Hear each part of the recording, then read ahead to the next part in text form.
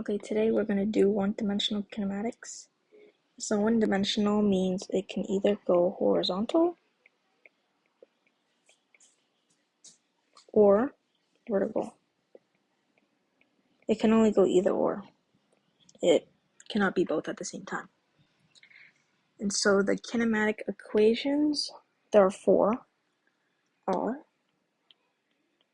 delta x is equal to the initial velocity multiplied by the time in seconds plus half of gravity multiplied by t squared. The second one is the acceleration is equal to the final velocity minus the initial velocity over time in seconds as well. The third equation is the delta x over time is equal to the initial velocity plus the final velocity over 2. The fourth equation is the final velocity squared equal to the initial velocity squared plus 2 times the acceleration times delta x. So g is equal to the acceleration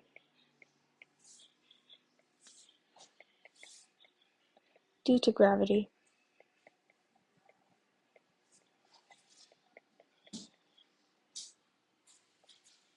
and it is a constant, so it is always 9.81 meters per second squared.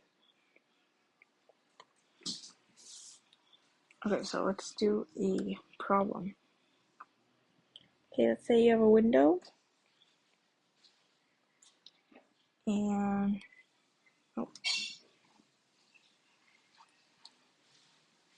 you're dropping a physics book down the window.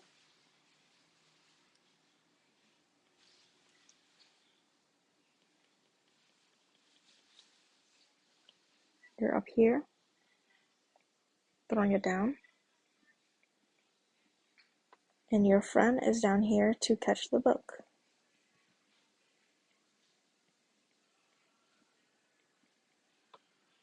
Okay. And it travels from the window to the ground 75 meters. So we want to determine how long does it take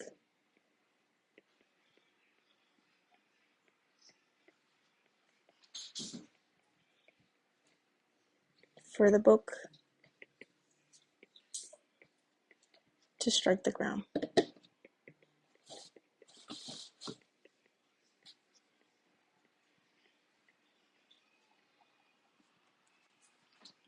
It says how long. We're looking for distance. No, how long? No, we're looking for time. It gives us the distance. Time in seconds. Okay. And since we're looking for the time, either 1 or 3 would make sense because they have time in it. Oh, 2 is 2. But this one is talking about distance over time, so that does not include that one. And this is talking about acceleration, and we don't need that. So number 1 would probably make the most sense because we're looking for the time over here. Okay, so we start off with delta x, which is 75, is equal to the initial velocity. And so at 0 seconds, the velocity is always going to be 0. So just put 0 because it'll just cancel the whole thing out. Plus 1/2 of gravity, which is up here, 9.81 t squared. Okay, So we're gonna do out 9.81 divided by 2, or times 1/2, and we will get 4.905. So we have 75 is equal to 4.905 t squared. We just get rid of the 0. We divide both sides by 4.905 to isolate the variable, which is t. And you should get 15.29. So t squared is equal to 15.29. And to get rid of this exponent, we're going to take the square root of both sides.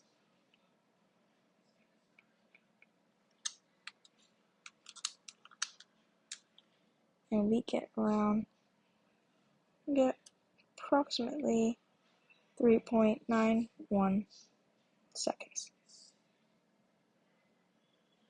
And that is your answer.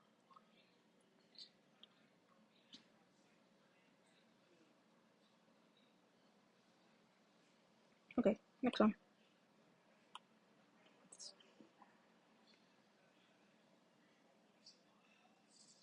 It's a little bigger.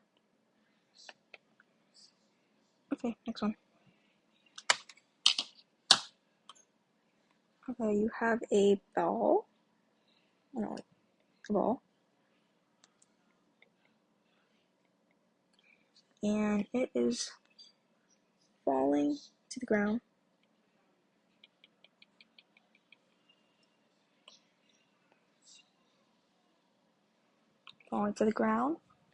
And it takes 8.3 seconds to hit the ground.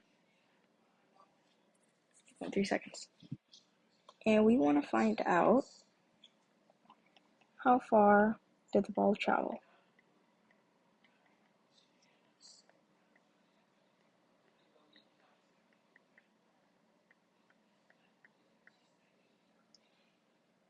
Okay, so since it says how far, that means we're looking for the distance.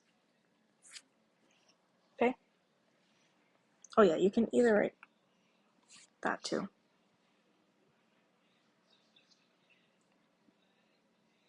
So we're given the time, and we want to find how far. This one's looking for acceleration, so not that one. This one's looking for the distance over time. We don't need that. And this doesn't even have time. So this one would probably be the best answer for this question, or the best equation to use. So we're looking for the distance. We'll keep that as the variable. The initial velocity is 0, because at time 0, the velocity is going to be 0. So put 0, or we can just ignore it. Plus 1/2 times 9.81 times 8.3 squared.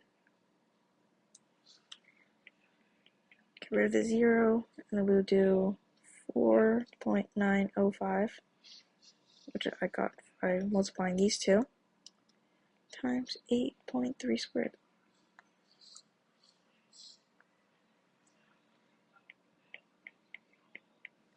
Now let's find 8.3 squared. 68.89. So 4.905 times 68.89. And multiply that out, and we should get around 337.91 meters.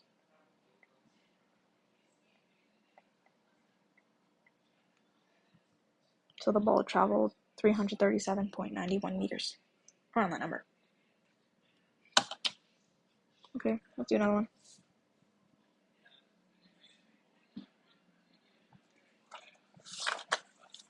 Okay. So it says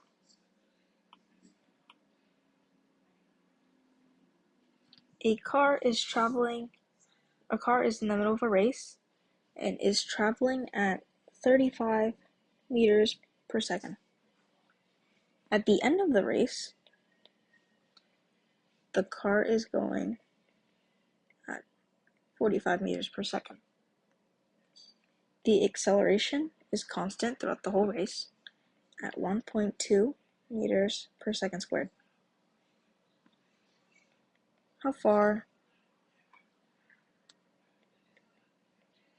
was it to the finish line?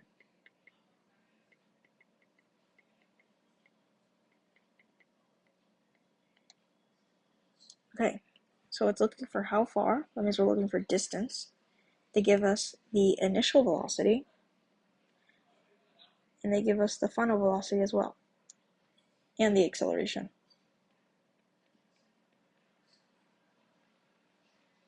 Okay, so which one would best fit? This one has the initial velocity, this one has the final velocity, and it has the acceleration. And we're looking for the distance. So I would probably use number 4. So the final velocity is 45, so 45 squared. The initial velocity is 35, 35 squared, plus 2 times the acceleration, 1.2, times the delta x. So first I'd probably do the squared numbers first. 45 squared is 2025. 35 squared is 1225. 2 times 1.4 is 2.4 times delta x. Okay, I'd probably subtract 1225 on both sides. So 2025 minus 1225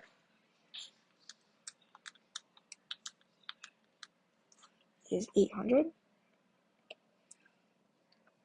is equal to 2.4 times delta x.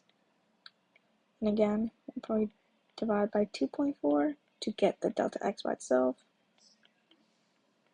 800 divided by 2.4 should be 333.33 meters. That should be your answer.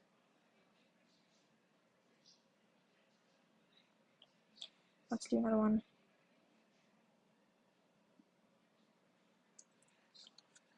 Okay. So an object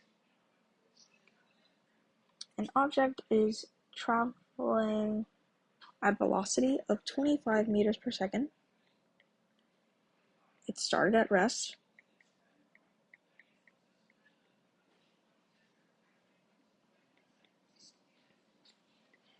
Which essentially means the initial velocity is 0. It traveled for 5 minutes.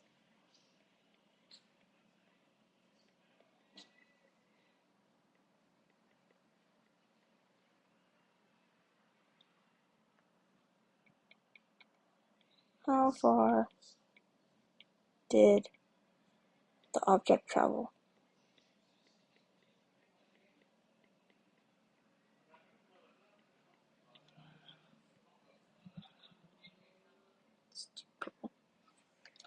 Okay, how far? So we're looking for distance again. They give us the final velocity.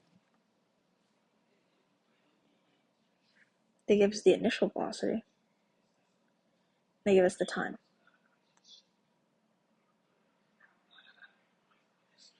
I would probably use number 3 because it has the distance, which is what we're looking for, has the time, has the initial and the final velocity. Okay, let's plug it in. So delta x over time, so the time says 5 minutes, but t is always in seconds. T is always in seconds. So that means we have to do 5 times 60 seconds. And we get 300 seconds. So we gotta do that. The initial velocity is 0. I'll just put that there, but it's not necessary. The final velocity is 25. And over 2. So delta x over 300 is equal to 25 divided by 2. Delta x over 300 is equal to 12.5. And now we'll multiply both sides by 300 to get rid of the denominator. So delta x is equal to 12.5 times 300, 3,750 meters.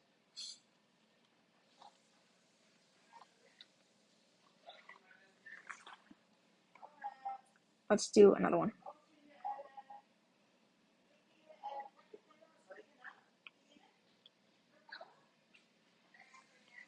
Okay.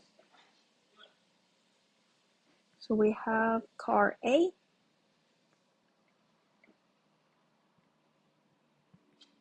Traveling at 25 meters per second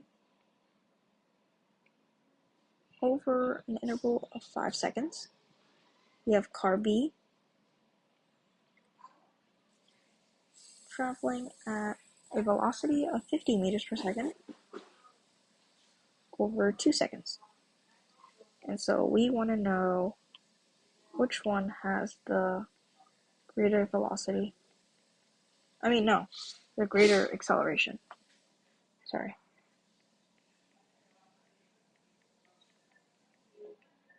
Greater acceleration. So let's look at this one first. So we know to find the acceleration is the change in velocity over the change in time. So for car A, it's going to be 25. The initial velocity is 0, and the initial time is 0, so you don't really have to account for those. So 5 meters per second squared.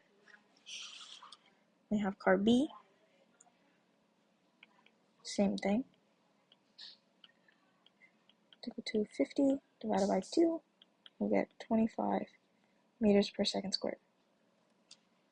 So obviously, car B has the greater velocity, 25. 25 is greater than 5. So it's car B.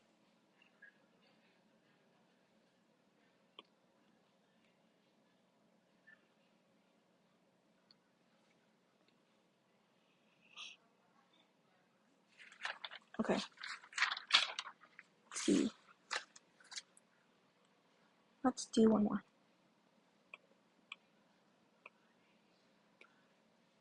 Okay, we have a car traveling at 5 meters per second. The initial velocity is 5 meters per second. The final velocity is 12 meters per second. This is happening at an interval of 3 seconds. So we want to find the acceleration.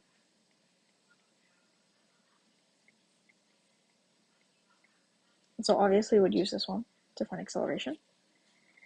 A is equal to the final velocity, 12, minus the initial velocity, 5, over the time, 3 seconds. So A is equal to 7 over 3. If you put that into your calculator, you should get 2.33 meters per second squared.